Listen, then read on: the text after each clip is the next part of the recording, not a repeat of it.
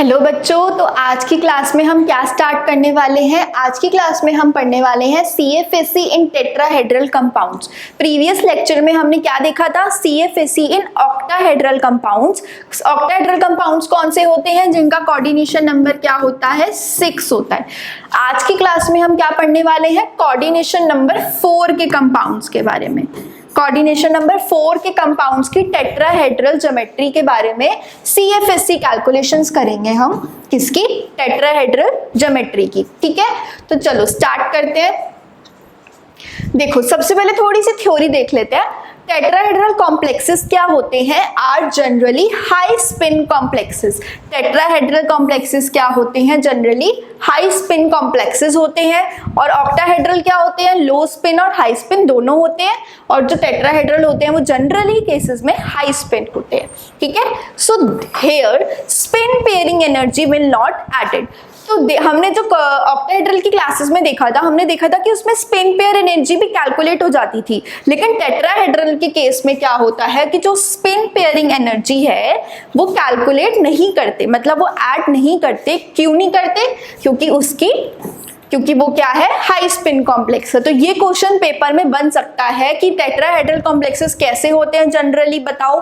तो अब आप क्या मार्क करके आओगे, हाई स्पिन कॉम्प्लेक्सेस। ठीक है, और वो भी पूछ सकता है कि क्यों tetrahedral compounds high spin complexes बनाते हैं। तो आप क्या मार्क करके आओगे कि उसकी जो पेयरिंग एनर्जी है वो ऐड नहीं हो सकती, दैट्स व्हाई। ठीक है, चलो स्टार्ट करते हैं। ठीक है, अब देखो, जो ऑक्टाहेड्रल ज्योमेट्री की CFSE है और जो टेट्राहेड्रल ज्योमेट्री की CFSE है ना, उनमें सबसे बड़ा डिफरेंस क्या आता है कि ऑक्टाहेड्रल में जो T2G था वो नीचे आता था एंड जो EG था वो हमारा ऊपर आता था। ठीक है, लेकिन और यहाँ पे एक और डिफरेंस क्या होता है, यहाँ पे हम G नहीं लगाते। G का मतलब क्या है, जीरेट। तो जो टेट्राहेड्रल कंपाउंड्स होते हैं ना वो जीरेट नहीं होते जनरली। तो दैट्स व्हाई केसेस में हम यहाँ पे T2G और EG नहीं लिखते। इसको अच्छे से दिमाग में रखना है, हम क्या लिखते हैं, T2 और E। ठीक है, तो ये हमारे पास क्या है, समझ लो टेट्राहेड्रल कंपाउंड है जो कि क्या है, D4 है, समझ लो। ठीक है, तो हम कैसे करेंगे, 1 2 3 4। ठीक है, अब देखते हैं कि इसकी CFSE कैसे करेंगे। 1 2 मतलब होन्स रूल के अकॉर्डिंग ही फॉलो होगा सब कुछ। 1 2 3 4। तो what will be the configuration now, E2 T2 2। E में 2 है और T2 में भी कितने हैं, 2 हैं। समझ आ रहा है? चलो एक और करते हैं, एक और करके देखते हैं। समझ लो मेरे पास क्या है, यहाँ पे D7 है। ठीक है, D7 का केस है मेरे पास।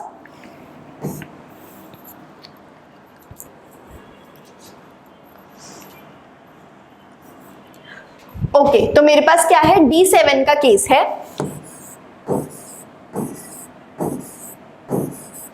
ठीक है,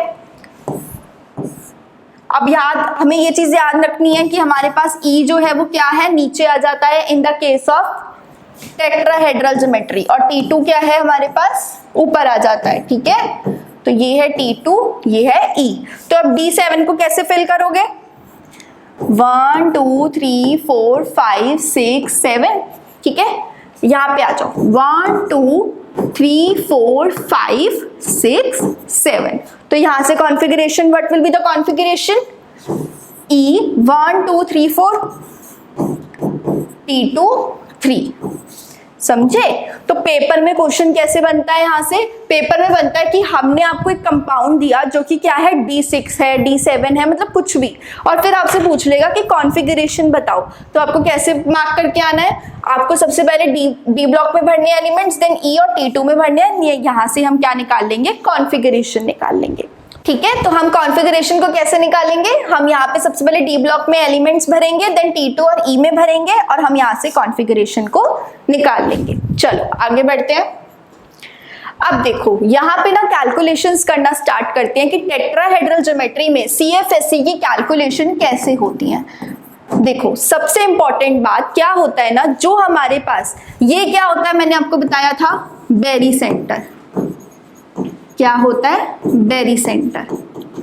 इसको अच्छे से याद रखना।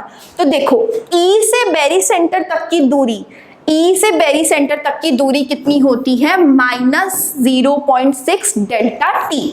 वहां पे हम किसकी बात कर रहे थे, ऑक्टाहेड्रल ज्योमेट्री में डेल्टा ओ की। यहाँ पे हम किसकी बात कर रहे हैं, टेट्राहेड्रल ज्योमेट्री में डेल्टा टी की। एंड सब कुछ रिवर्स हो गया और कुछ नहीं हुआ। ऑक्टाहेड्रल ज्योमेट्री में यहाँ पे 0.4 था एंड यहाँ पे 0.6 था, लेकिन यहाँ पे टेट्राहेड्रल ज्योमेट्री में सब कुछ रिवर्स हो गया। ठीक है, तो ई से बेरी सेंटर तक की दूरी कितनी है, 0.6 डेल्टा टी। बेरी सेंटर से T2 तक की दूरी कितनी है, बेरी सेंटर से T2 तक का डिस्टेंस कितना है, 0.4 डेल्टा टी। ओके, चलो यहां से हमें कैलकुलेशंस करने में बहुत आसानी रहेगी। अब एक एग्जांपल लेके दिखाती हूँ। जैसे समझो हमारे पास क्या है, D8 है। ठीक है, D8 है। चलो इसके एलिमेंट भरते हैं, 1 2 3 4 5 6 7 8। ठीक है, चलो E और T2 में भरते हैं, 1 2 3 4 5 6 7 8। ठीक है, तो कॉन्फ़िगरेशन क्या आएगी यहां से हमारी, E2 में कितने 4, E में कितने 4, T2 में कितने, T2 में हमारे पास कितने हैं 1 2 3 4, T2 में भी कितने हैं 4। ठीक है, तो यहाँ पे हम क्या करेंगे, यहाँ की जो कैलकुलेशंस हो जाएंगी वो कैसे हो जाएंगी, ये देखो कैलकुलेशंस कैसे हो जाएगी, जितने एलिमेंट्स मेरे पास E में हैं उनको मैं किससे मल्टीप्लाई करूंगी, 0.6 से। जितने मेरे पास T2 में है उसको किससे मल्टीप्लाई करूंगी, 0.4 से। अब देखो प्रीवियस में मैंने क्या बोला, E4 T2 4 क्या है मेरे पास, E4 T2 4। तो चलो कैलकुलेट करके देखते हैं, 0.6 मल्टीप्लाई बाय E में कितने 4 प्लस 0.4 मल्टीप्लाई बाय T2 में कितने, T2 में है हमारे पास 4। बस इसको कैलकुलेट किया, आंसर आ जाएगा। कितना इजी था, देखो कैलकुलेट भी कर लेते हैं। 4 6 24 प्लस, अब यहां से हम इसको क्या कर लेंगे, प्लस कर लेंगे और वो हमारा क्या हो जाएगा, आंसर हो जाएगा। बस इतना इजी था। ठीक है, अब एक चीज हमेशा याद रखनी है, ये पेपर में भी क्वेश्चन बन सकता है एमसीक्यू टाइप ऑफ व्यू से, कि जो पेयरिंग एनर्जी होती है वो हमेशा डेल्टा टी से क्या होती है, हायर होती है। Pairing energy will always be higher than delta T. Okay, इसको याद रखना है हमको। चलो एक छोटा सा एग्जांपल और लेते हैं D4 का।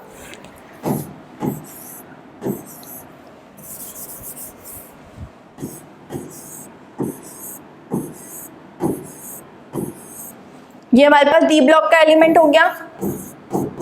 कितने भरने हैं यहाँ पर, D4 है तो कितने भर लेंगे हम यहाँ पे, 4, 1 2 3 4। ठीक है, चलो T2 और E बनाते हैं। E हमारा नीचे आएगा, T2 ऊपर आएगा। अभी हम आगे डिस्कस कर चुके हैं, ये क्या है T2, ये क्या है E। तो D4 है तो 1 2 3 4, तो configuration will be E2 T2 2। ठीक है, CFSE कैलकुलेट करें इसकी तो क्या आ जाएगी, E2 में कितने, E2 में है हमारे पास 4, तो 0.6 multiply by 2 plus 0.4 multiply by 2, क्योंकि T2 में भी 4 थे, E2 में भी 4 है, तो क्या कर देंगे, दोनों को 2 से मल्टीप्लाई कर देंगे। यहाँ पे क्या था हमारे पास, E में भी 4 था, T2 में भी 4 था, तो हमने किससे मल्टीप्लाई किया था, 4 से। ठीक है, कुछ नहीं करना, बस E वाले को 0.6 से मल्टीप्लाई कर देना, T2 वाले को 0.4 से मल्टीप्लाई कर देना, दोनों को ऐड कर देना, हमारा आंसर आ जाएगा। ओके, अभी आगे हम क्वेश्चंस भी करेंगे इस पे। ठीक है, तो ये CFSE हमारी किसकी आ गई, D4 की। D4 की हमारी क्या आ गई, CFSE आ गई। कितनी आ गई, अभी हमने पीछे कैलकुलेट कर ली, कितनी आई है, 0.4। 4 डेल्टा टी। वहां पे हम क्या लगाते थे एंड में, डेल्टा ओ। इसका बहुत अच्छे से ध्यान रखना है, पेपर में वो आपको क्या दे देगा, सेम ऐसे ही दे देगा -0.4। आप बस कैलकुलेट करोगे, टिक करके आ जाओगे। लेकिन आपको यहाँ पर भी देखना है कि हम किसकी बात कर रहे हैं, टेट्राहेड्रल ज्योमेट्री की बात कर रहे हैं, तो डेल्टा टी वाले पे हम टिक करके आएंगे। ओके, आगे बढ़ते हैं। ठीक है, अब ना कुछ न्यूमेरिकल्स करते हैं जिससे बहुत इजीली समझ आ जाएगा कि पेपर में किस टाइप का क्वेश्चन पूछा जाता है। ठीक है, ये मेरे पास क्या है, निकल टेट्राक्लोराइड। ठीक है, मेरे पास क्या है, निकल है, साथ में क्लोराइड है, और कोऑर्डिनेशन नंबर क्या है, हाँ आपको सीधा यहाँ पे ध्यान देना है कि कोऑर्डिनेशन नंबर क्या है, 4 कोऑर्डिनेशन नंबर मतलब टेट्राहेड्रल ज्योमेट्री। टेट्राहेड्रल ज्योमेट्री मतलब सब कुछ रिवर्स हो जाएगा। ऑक्टाहेड्रल में जो करते थे उसका रिवर्स किस में करते हैं हम, टेट्राहेड्रल में। ठीक है, चलो स्टार्ट करते हैं। अब सबसे पहला काम हमारा क्या होता था, ऑक्सीडेशन नंबर निकालना। जैसे हम ऑक्टाहेड्रल ज्योमेट्री में करते थे, same to same as it is इसमें करेंगे। चलो, सबसे पहला काम क्या होता है हमारा, ऑक्सीडेशन नंबर को फाइंड करना। तो निकल को क्या ले लेंगे, x, पूरे के ऊपर चार्ज कितना 2-, निकल को ले लेंगे x प्लस क्लोरीन का चार्ज कितना होता है, जितने भी हेलोजेंस होते हैं हमारे, फ्लोरीन, ब्रोमीन, क्लोरीन, सबका चार्ज कितना होता है, -1। ठीक है, तो यहाँ पे टोटल कितने क्लोरीन है, 4, तो 4 × -1। ठीक है, अब जो अनायन होता है वो क्या हो जाता है, यहाँ पे प्लस हो जाता है। ठीक है, चलो इसको कैलकुलेट करते हैं। तो x -4 + 2, तो यहां से हम कैलकुलेट करेंगे तो क्या आ जाएगा, x will be 2। Oxidation number क्या आ गया हमारे पास, 2 आ गया। ठीक है, चलो लिख देते हैं, ऑक्सीडेशन नंबर हमारे पास कितना आया है, यहाँ से 2 आया। ठीक है, तो निकल किस ऑक्सीडेशन नंबर में है, यहाँ पे +2 में है। ठीक है, चलो अब निकल जो +2 ऑक्सीडेशन स्टेट, निकल का क्या होता है हमने पढ़ा हुआ है, जितने भी हमारे पास ट्रांजिशन मेटल्स होते हैं तो उसमें से निकल क्या होता है, 3d10 होता है। ठीक है, लेकिन जब हम बात करते हैं +2 ऑक्सीडेशन स्टेट की, तो हमारे पास s में से 2 इलेक्ट्रॉन्स निकल जाते हैं। 3d8 4s2 होता है, तो हमारे पास s में से 2 इलेक्ट्रॉन्स निकल गए, तो निकल क्या बचा, 3d8।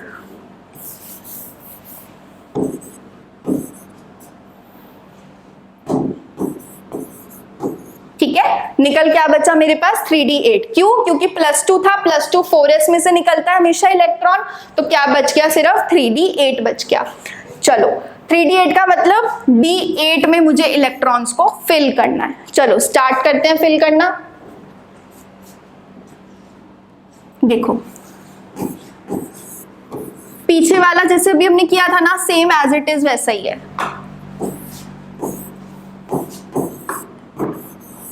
E को नीचे, T2 को ऊपर।